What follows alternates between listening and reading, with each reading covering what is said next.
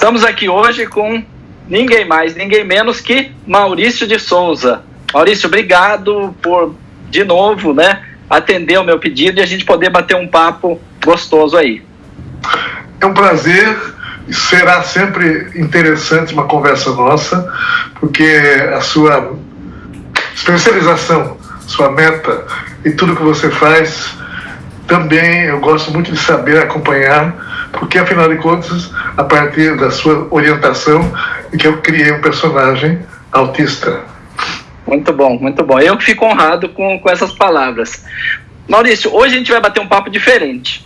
A gente vai falar um pouco sobre empreendedorismo, Por que isso? Para o nosso programa, o programa da revista Autismo, do canal Autismo, um programa de empreendedorismo social com foco no autismo, o ESA, com vários parceiros de renome, entre eles, Instituto Maurício de Souza. E aí eu espero que esse papo nosso possa inspirar muita gente por aí. Você, sem dúvida nenhuma, é uma inspiração para qualquer um, pelo sucesso, do seu negócio como um todo, que é um pouco arte, um pouco negócio, e a coisa se mistura. Então eu queria que a gente batesse um papo um pouco a respeito disso. Vamos lá? Primeiro eu queria que você pensasse o seguinte: qual foi a primeira vez que você teve um trabalho seu remunerado? Não precisa ser desenho. Um trabalho qualquer que você falou assim, ganhei meu primeiro dinheirinho. O que vem da sua memória?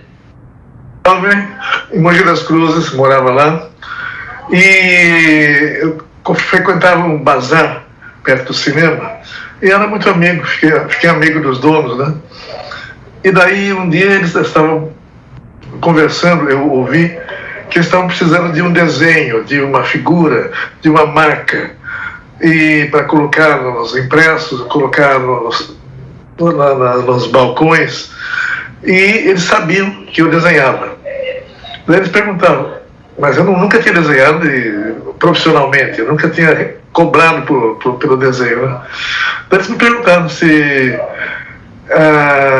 eu não podia criar alguma coisa para dizer que havia um símbolo do Bazar Urupema. Era a lojinha se chamava Bazar Urupema. Eu pensei, acho que eu posso sim, então.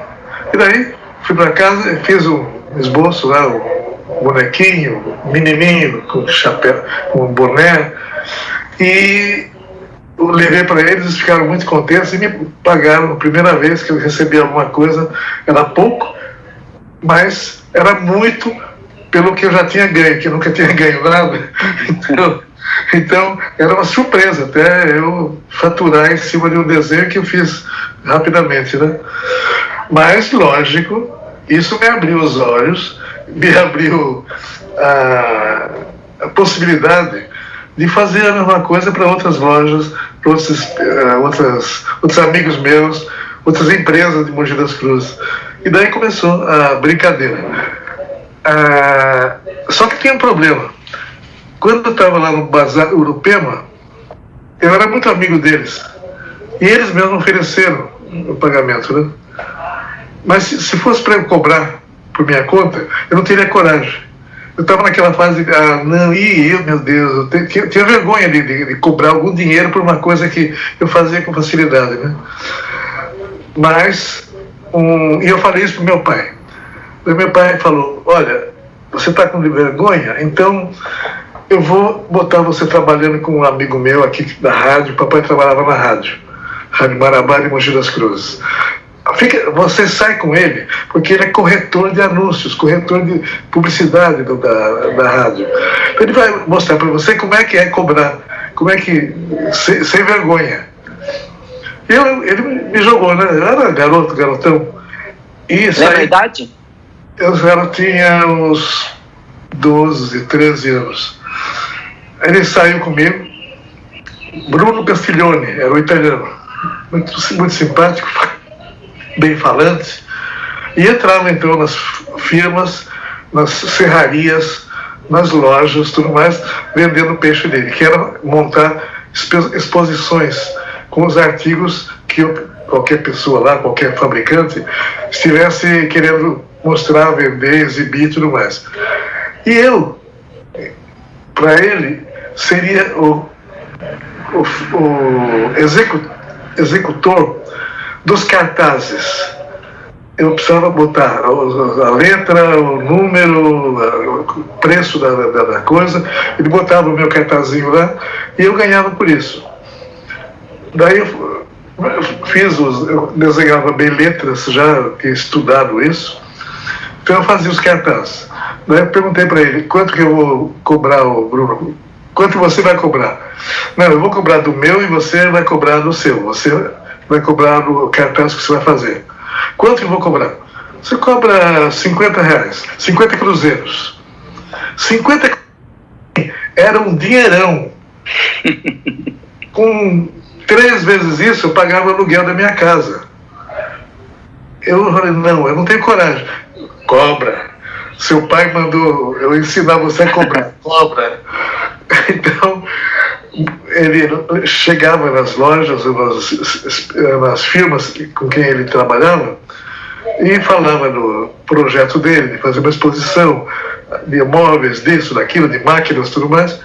E ele falava, mas daí nós precisamos fazer os cartazes em cima dos produtos. E o menino aqui que vai fazer o desenho. E ele que vai negociar com vocês. Daí ele falava, fazia o negócio dele e me passava. Eu morrendo de vergonha, né?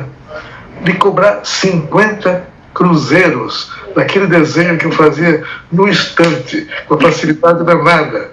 Mas ele falou, eu cobrava, e depois de algum tempo, mais uns 3 meses, qualquer coisa assim, eu estava pagando o aluguel da minha casa, da casa que eu morava. Meu pai ficou, lógico, contente, beleza, tudo mais, você encontrou seu caminho, etc, etc.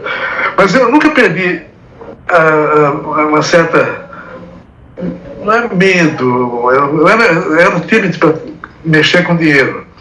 Sim. Mas o Bruno, italiano, me obrigava, eu ia, ele abria caminho, eu ia. E daí, a partir dali, eu comecei a fazer outras coisas também, e outros desenhos, e outros trabalhos, fazia modelos de produtos e de aparelhos que iam ser registrados, patenteados e tudo mais, eu já começava a fazer aquilo já também. E foi uma bela ideia e também foi uma bela época onde eu usei o que eu já sabia fazer para ganhar dinheiro, para treinar o que eu ia fazer em outro ângulo de atividade, né, no futuro. Depois disso, dando um pulo, chegou a época de eu vender desenho, vender tirinha de jornal para os jornais do interior. Eu ainda sentia um pouco de... Quem teve essa ideia? Timidez. Eu já estava acostumado, eu tinha que vender, mas não só por causa disso. Eu estava duro, né? Tinha casado, estava com um aperto danado, eu tinha que vender as minhas tirinhas, senão não tinha leite para a criançada, para a Mônica. Então, saí de ônibus de jornal no interior do estado de São Paulo, levando clichês para ceder para o jornal, para eles usarem e depois me devolverem um sistema de rodízio, porque tinha pouco clichê. Para quem não lembra e não sabe, né, o clichê era quase um carimbo que você encaixava ali no jornal que vai ser impresso, né? É um carimbo metálico que bate na máquina lá e sai impresso. Bem, então eu estava lá visitando os jornais e sendo obrigado, logicamente, a cobrar por isso. Mas eu já tinha cobrado nas lojinhas do Bruno Castiglione, então, naquele jeito, eu estava não só cobrando bem, mas vendendo bem, convencendo os jornalistas de que eu ia fazer a historinha, que eu ia continuar fazendo, que eu não ia dar mancada, eu queria fornecer. E assim começou tudo, toda a história começou assim.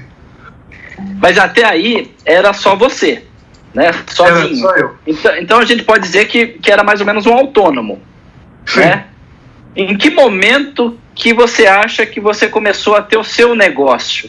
Que já envolveu mais gente, que envolveu mais uma pessoa pelo menos, que a chavinha virou, que você fala, olha, não sou só eu. No começo eu precisei contratar um rapaz para pegar os meus desenhos e levar para São Paulo, que morava em Mogi das Cruzes. Então ele ia trem, voltava e tudo mais. Foi o meu primeiro auxiliar. Sim. O primeiro empregado da Bidulândia Serviços de Imprensa. Por que Bidulândia? Por causa do Bidu. Sim. Não era Maurício de Souza Produções, era Bidulândia Serviços de Imprensa. Quer dizer, o embrião da Maurício de Souza Produções foi a Bidulândia. Foi a Bidulândia, em Mogi das Cruzes. E daí comecei a trabalhar um pouquinho mais, mas chegou o dia em que eu viajava e vendia, e havia demanda, queriam mais histórias, mais personagens, mais isso, mais aquilo. Falei, meu Deus do céu, não estou aguentando. Naquele tempo, como eu estava sozinho e precisando criar muita coisa, eu descobri que eu perdia muito tempo desenhando detalhes desnecessários na historinha. O cenário não precisava ser muito enfeitado, muitas árvores, muita casinha e tudo mais, e às vezes detalhes do corpo dos personagens. Aí descobri que eu demorava bastante para desenhar sapatos dos personagens. Aí nasceram os personagens meus que até hoje não têm sapatos. A Mônica não tem sapato, o Cascão não tem sapato, a Magali não tem sapato, porque foram criados num tempo que eu resolvi não desenhar sapato para não perder tempo, para ganhar tempo. E então, o Cebolinha, como já tinha nascido com sapato, ficou com sapato. Ficou, porque o personagem nasce de um jeito e não muda. Está com a mesma roupa sempre, as características não podem mudar. Mas os outros que vieram depois ficaram descalços até hoje e ninguém percebe, ninguém ninguém nota, ou ninguém se queixa, ninguém acha ruim. A criançadinha miúda vive perguntando: por que a Mônica não tem sapato? Por que o Cascão não tem sapato? Daí lá vou eu explicar essa história de novo para todo mundo. Mas então eu fui, mas daí comecei a criar equipe. Aí precisou de mais gente. Mais gente, porque estava crescendo a coisa, mais gente, e começou a necessidade de uma administração. Daí meu pai chegou e falou: filho, você está fazendo desenho, muita gente quer fazer isso, mas muita gente quebrou a cara. Para dar certo, tome conta direitinho do seu negócio, mas do seu jeito, como você entende. Faz o seguinte: de manhã você desenha e à tarde você administra. Porque daí ninguém vai tomar conta do seu negócio. Você que vai tomar conta a vida inteira, vai ser o seu negócio. Eu segui o que ele falou. E fazia isso. E deu certo. Então, eu nunca tive sócio. Eu eliminei a minha vontade ou a possibilidade de ter um sócio que iria entrar na empresa e teria toda a liberdade, logicamente, de dar falação ou de dar palpite na cor do vestido da Mônica, no tamanho do cabelo do Cebolinha, no Cascão que não tomava banho, sem dúvida. Então eu segui o que meu pai falou e nunca mais mexeram com nada da empresa por causa disso. Eu aqui mando, desmando e estamos indo há 60 anos desse jeito. Então seu pai foi o seu mentor naquela época, foi quem te deu umas dicas, umas orientações. Sim, dava orientação. Ele que me apresentou o Bruto Castiglione, que me ensinou a cobrar. Depois me deu esse conselho de eu tomar conta sozinho do meu negócio. Isso deu certo, mas o ideal mesmo é que eu tivesse sócios, tivesse, de alguma maneira, um pessoal, investidores. Eu queimaria muito do tempo que eu usei para me implantar. Eu precisei plantar de manhã para comer à tarde. Então eu precisava ganhar um dinheirinho para botar a coisa para funcionar. Mas a coisa para funcionar custava alguma coisa, eu precisava inventar outro dinheiro para aquilo. Então eu me acostumei a não ter o investidor. Eu devia ter, em algum momento, eu devia ter tido coragem de fazer, escolhendo bem, devia ter sim, porque acho que apressaria o processo. Quer dizer, um investidor poderia acelerar alguns passos aí que foram bem devagar. Podia sim, mas me faltava talvez estudo para isso. Eu não estudei administração, eu não estudei contabilidade, então eu estava me sentindo inseguro, eu me segurei no que eu sabia fazer. Ou alguém confiável que te guiasse, né, para dar essas instruções. Sempre tive, de alguma maneira, sempre tive um gerente, uma pessoa que me ajudava tudo mais, um orientador, isso sempre tive, mas não na área de negócio, assim, né? Negócio, decisão. Sim, eu imagino. Maurício, quem te vê aqui hoje pensa que foi fácil, né? Te vê já no sucesso e tal. Foi só flores no caminho? Foi tudo suave? Foi suave para minha cabeça. Foi duro para o meu corpo. Porque realmente, veja bem, eu queria fazer história em quadrinhos desde criança. Desde que eu estava aprendendo a ler no gibi, eu estava falando, eu vou fazer isso quando eu crescer. Mas daí foi passando o tempo, e eu batendo ali, batendo aqui, tudo mais, aprendendo alguma coisa, eu consegui publicar o meu material, o primeiro material, com 24 anos. Olha o tempo que demorou para eu conseguir botar no jornal um desenho. Se a gente pensar que lá com 12 você conseguiu ganhar a primeira grana com desenho, só com 24 publicar, é uma jornada, né? Uma jornada cheia de topada, lógico. E a gente foi aprendendo, e evitando problemas, evitando trambolhos, inventando trombada. E daí cheguei aos 24 anos e comecei a publicar. A partir dali, e quando eu era repórter na Folha, eu fui repórter policial. Eu estudava como é que os americanos faziam para vender a história em quadrinho para o mundo todo. Tirinha de jornal, etc, etc. E daí eu combinei com o redator-chefe da Folha de me entregar todo o material que os americanos mandavam para o jornal, que era o marketing, que era a cobrança, que era a explicação como é que devia ser a coisa, etc. Eles mandavam o mapa da mina para o jornal. Eu queria ver o mapa da mina. E combinei e consegui. Fiquei juntando aquela coisa toda e descobri como é que a coisa andava. E o segredinho era fazer uma tira, tirar cópia e distribuir a mesma tira para diversos jornais. Só que claro, um trabalho só poder multiplicar ali, né? Só que naquele tempo não tinha offset, não tinha nada, só tinha o clichê. Então eu tinha que levar o clichê, o pessoal publicava e me devolvia o clichê. Era uma calamidade, trabalho danado, mas estava no aprendizado. Daí o progresso tecnológico veio e eu consegui então fazer um desenho num jornal e ao mesmo tempo tirar cópia e já mandar para outros jornais. Daí em 3 anos eu estava em 400 jornais do país. Isso por causa da tecnologia, que deu para fazer escalou, né, o seu serviço. Exatamente. E ali, com tantos jornais publicando, os personagens ficando cada vez mais populares, estava na hora de lançar a revista, que era o meu grande objetivo. E no ano de 70, eu consegui lançar a minha primeira revista pela Editora Abril, que é a revista Mônica. Saiu com 200 mil exemplares, era uma coisa louca na época. E dali começou, né? Porque depois da Mônica veio a Magali, veio o Cebolinha, veio o Cascão, e aí a gente conseguiu passar esse tempo todo. Mas foi difícil, foi duro. O chato era que, às vezes, até na família, o pessoal falava, que é isso? Pega outra coisa. Jornalista, desenhista, artista, que é isso, menino? Faz outra coisa. Vai trabalhar, né? Quando eu fui pela primeira vez na Folha para mostrar meus desenhos, o chefe de arte da Folha, que era muito famoso na ocasião, ele falou para mim, viu meus desenhos, falou, olha, desista, menino, desenho não dá futuro, não dá dinheiro para ninguém, faz outra coisa na vida.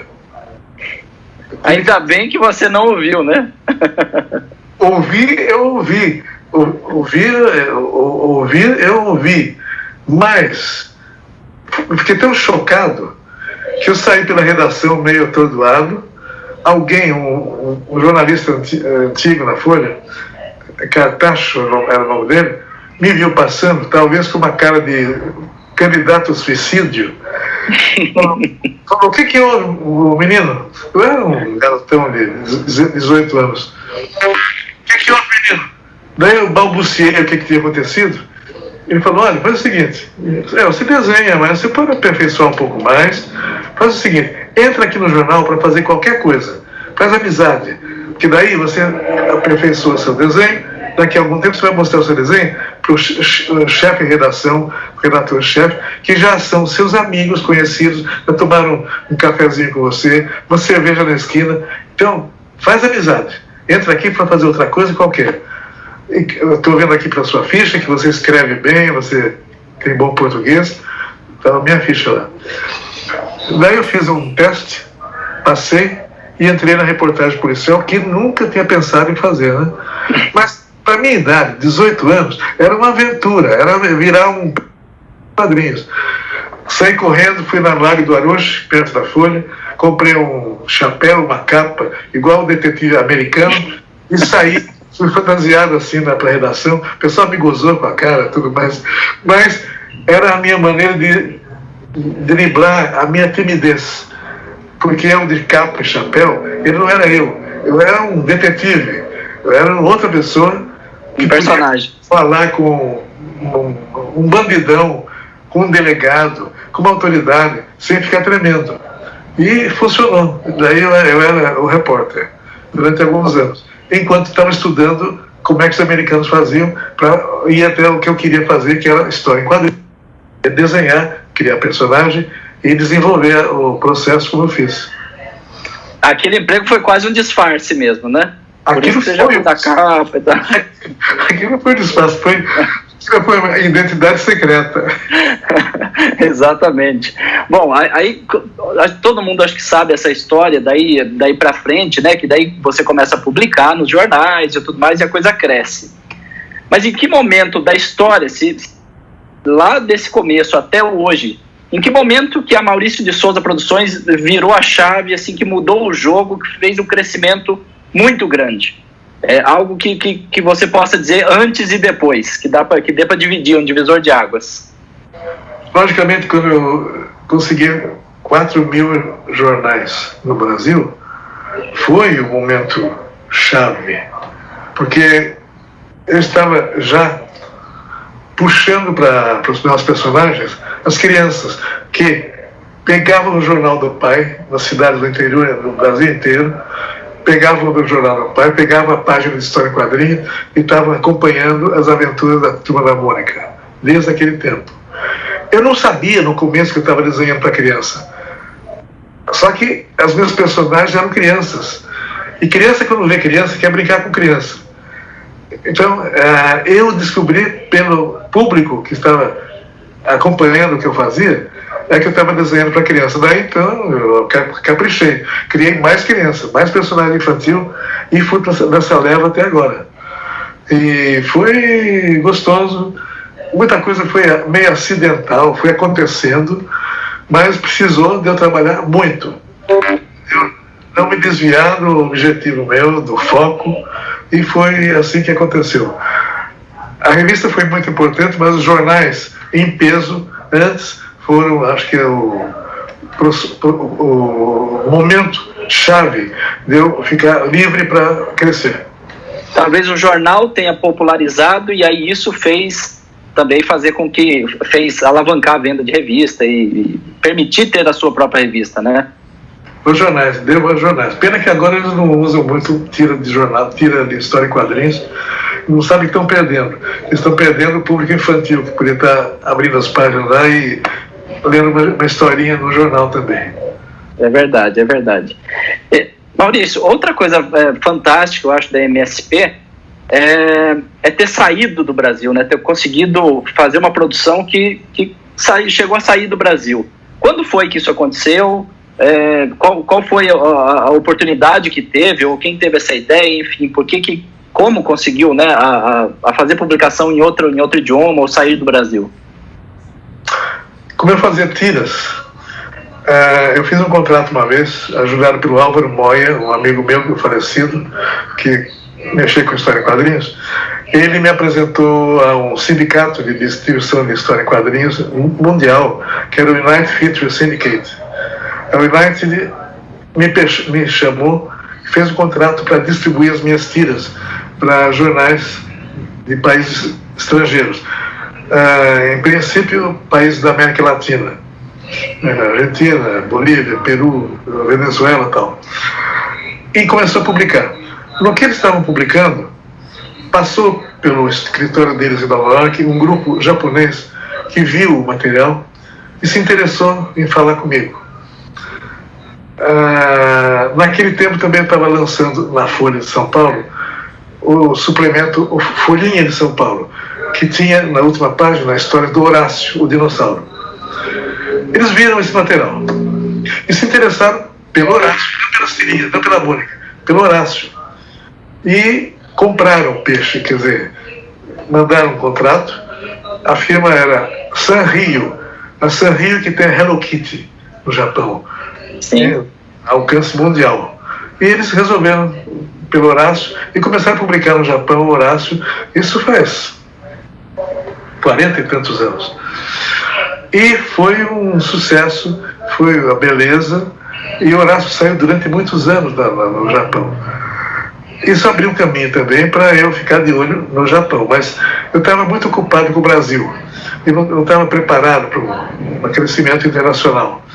Então, enquanto isso, o Horácio batia o pé lá e mantinha a nossa presença num país estranho.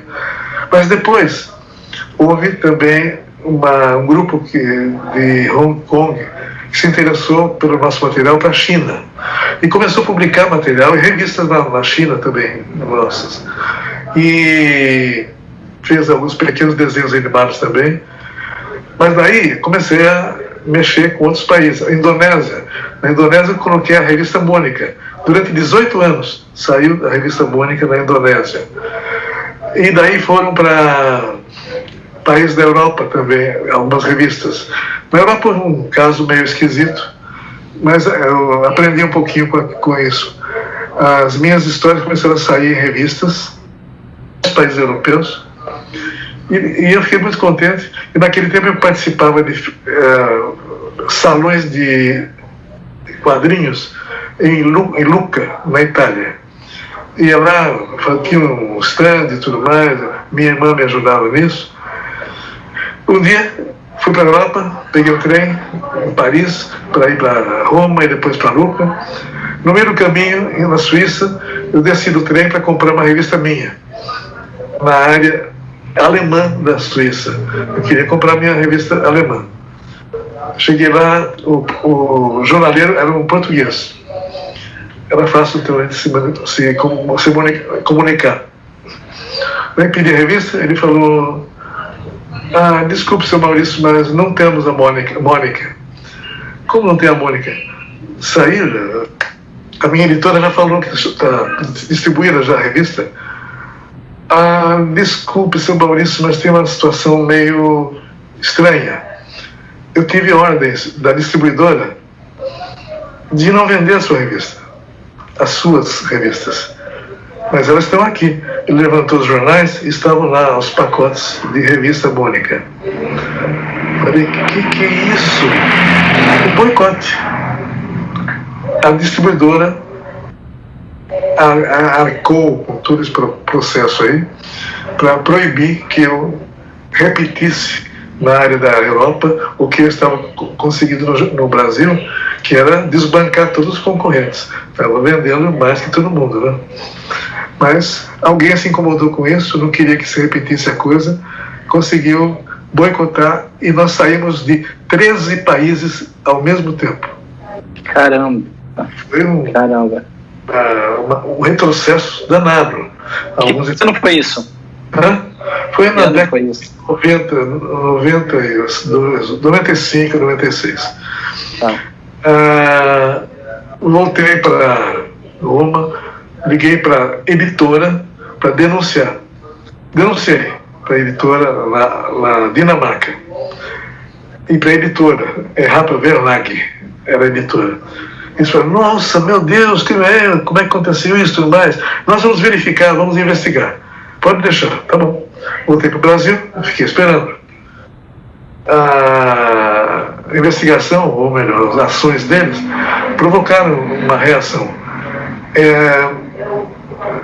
A empresa que tinha provavelmente provocado o boicote, ou comprado o boicote, ela ofereceu para eles a licença europeia dos produtos dela, eu não voltar mais para as bancas. Compraram o passe. E daí me atrasaram um pouco na nossa viagem internacional aí. Mas eu vou voltar para alguns países, eu quero voltar. Estou entrando em outros países. Abri uma empresa no Japão que está indo muito bem. Já temos merchandising, temos produtos e vamos entrar agora com livros também. E o mesmo grupo que está no Japão está trabalhando para entrar em outros países da Ásia, inclusive da China. Então, eu não desisto. Aquele negócio que eu vou fazer assim, às vezes faz assim, mas a gente dá um jeito e chega lá. Tá certo, tem que perseverar, né? Eu ia perguntar exatamente isso. Você tem planos de internacionalizar mais, de globalizar? E uma curiosidade minha, o Mônica Toy foi pensado nisso? Foi pensado em poder ser mais globalizado? Porque não tem falas, né? É o nosso produto mais universal. Sai no mundo inteiro, na hora que eu termino de fazer aquele pequeno desenho, não tem que trabalhar a tradução, né? A tradução, a língua, traduzir e tudo mais. São sons, são efeitos especiais, efeitos sonoros e tudo mais. E é uma pílula muito gozadinha, bonitinha, que é acessada por bilhões de views de pessoas acompanhando. O YouTube já me deu alguns prêmios por conta disso, por causa dos números que nós conseguimos com o Mônica Toy. E além disso, eu descobri que o Mônica Toy é adorado por bebês. Ficam, olha só, atraídos por aquele cantochão, aquela pílula musical, né? Sim. Toy. Mônica Toy. Toy. A criançada fica louca com isso. Criançada não, os bebês. E os adultos gostam do Mônica Toy também, porque são historinhas que não são infantis. Tem uns bonequinhos gozadinhos também. Então nós temos diversas experiências muito interessantes que mostram que a Turma da Mônica é universal. Qualquer jeito que a gente faça, ela é universal, ela vai acontecer. Como uma vez eu estava na China, no trem, bala, e sentei para descansar um pouquinho no trem, no vagão muito bacana, mas o vagão estava cheio de crianças, de escolares, fazendo uma bagunça danada, correndo, pulando por cima das cadeiras, das bancas, tudo mais. Eu falei, meu Deus do céu. Daí eu me lembrei que eu estava com uma valisa cheia de gibis em chinês, em mandarim, Turma da Mônica em mandarim. Comecei a distribuir para a criançada. O trem ficou silêncio, ficaram sentados no chão, lá no corredor, na balaustrada, na cadeira, atrás das pessoas. Ficaram todos lendo o tempo todo até chegar no destino. Então, essas experiências me fazem sentir, saber que o que nós fazemos é mundial, é universal. Não é nada disso. Diferente, nós temos a revista nossa da Mônica saindo 18 anos na Indonésia, o maior país, de alguma maneira, árabe, que é muito exigente em diversas coisas. Né? A única coisa que eles pediram para mim foi que a Mônica e o Magali, quando fossem para a piscina nadar, não usassem biquíni, usassem um maiô inteiriço. Fácil, era só pintar. Ligar as duas partes, e daí eu mandei o pessoal do meu estúdio lá não usar mais biquíni em nada. Usa maiô inteiriço em todos os personagens, em qualquer circunstância. Então tem uma porção de coisas desse tipo que aconteceu nesses anos todos de investimento. Eu tenho uma pergunta que eu acho que eu até já sei a resposta, mas eu vou fazer a pergunta. Para quem tem Maurício de Souza como uma inspiração, né, para empreender, de fazer as coisas e tal, pode esperar o quê? Pode esperar mais ainda? Ou é momento de desacelerar, de começar a ficar quietinho? Você está falando com respeito à atual situação? Não, tô falando do negócio em si, Maurício de Souza Produções, e você como o líder desse negócio, né? É hora de desacelerar, pensar não, vou fazer menos coisas, vou aposentar, ou não, nós vamos fazer muito mais coisa ainda na Turma da Mônica?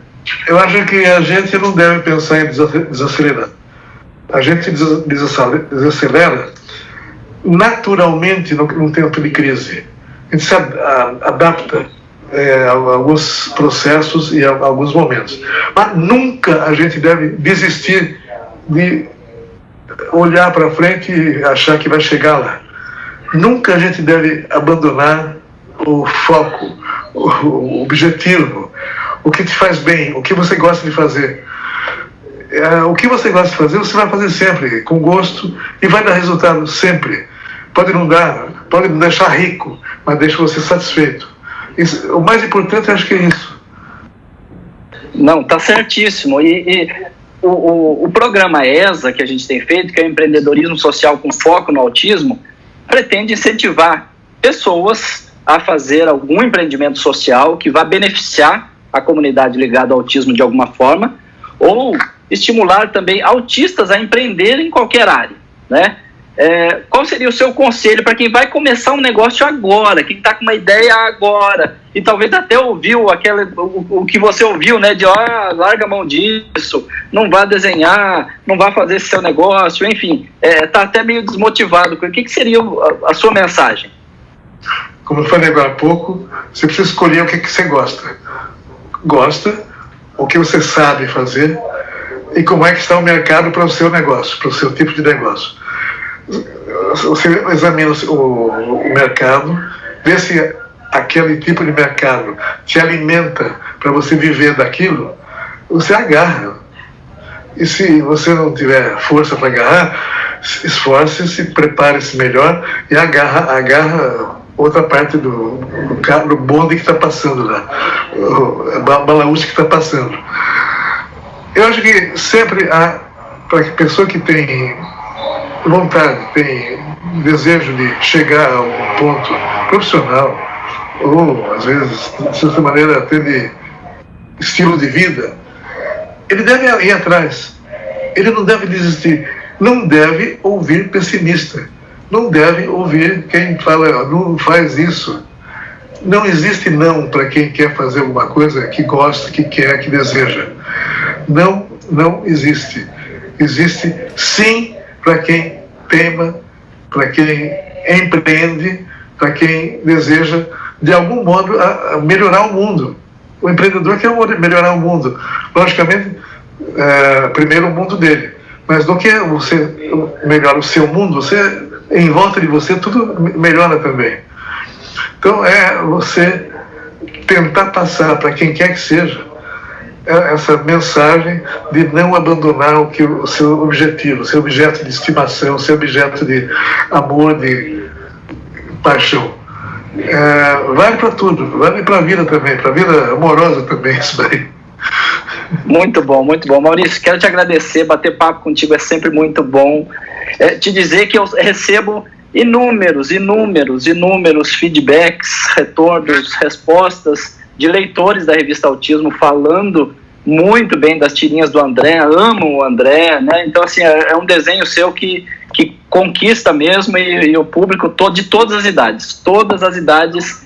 Tem criança que manda mensagem pra gente, que pede para os pais escreverem, tem avós que falam que adoram o André. Então, quero te agradecer por essa parceria que eu acho que levou a revista Autismo para outro patamar, porque quando eu falo assim, a gente tem parceria com o Maurício de Souza, todo mundo arregala o olho desse jeito, né? E quando vê a tirinha lá, isso viraliza muito rápido. Então eu quero agradecer mais uma vez. Eu acho que sempre que eu tiver oportunidade eu vou agradecer por essa sua generosidade. Não é generosidade, eu estou adorando. Adorei criar o André, adorei mexer com o assunto, que você me orientou muito bem, está me orientando, continua para a empresa inteira.